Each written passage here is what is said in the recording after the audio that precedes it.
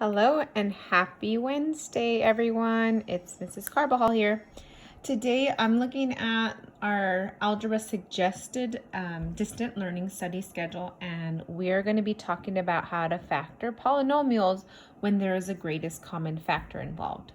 Once again, I'm going to be talking a little quicker than usual because I've been having harder times uploading these videos, especially if the length is long.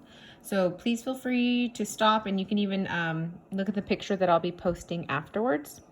But here we go. So the first two steps now approaching any polynomial is we're going to just stop and see if we can factor out any common factors before we factor. You know, that sounds kind of redundant. Once we factor out any common factors, then we will go ahead and factor using snowflake or guess and check method, or if you like that factor by grouping method that we talked about yesterday. So here's what it looks like. For example number 1, we have a pretty simple example. However, before just going straight into a snowflake method, because it does seem that it does seem as though a is greater than 1 here. But we want to just stop and see if there's any greatest common factors between 6, 12, and negative 144.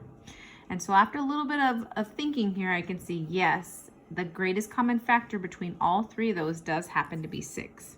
So I can go ahead and divide out a 6. And once I do that, the quotient, or what remains, is going to go inside our quantity. I still have an m squared. I still have 2m and negative 24. Okay, so now this looks like a really quick polynomial that I can factor in my head, because now a is equal to 1 here. So what are two numbers that multiply to give us a negative 24 but combine to get us the 2? It seems like those factors are going to have to be some kind of combination of 6 and 4. So I'm going to go ahead and have 6 and 4 in there.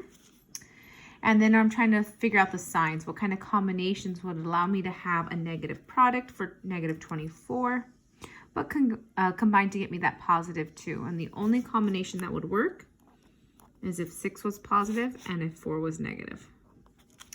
Okay, so that is the final simplified way of factoring this. Sorry, having a hard time filming, holding down the paper and writing, so I apologize. It's looking a little sloppier than usual. I'm going to go ahead and hit pause here, and I'll show you example 2 next.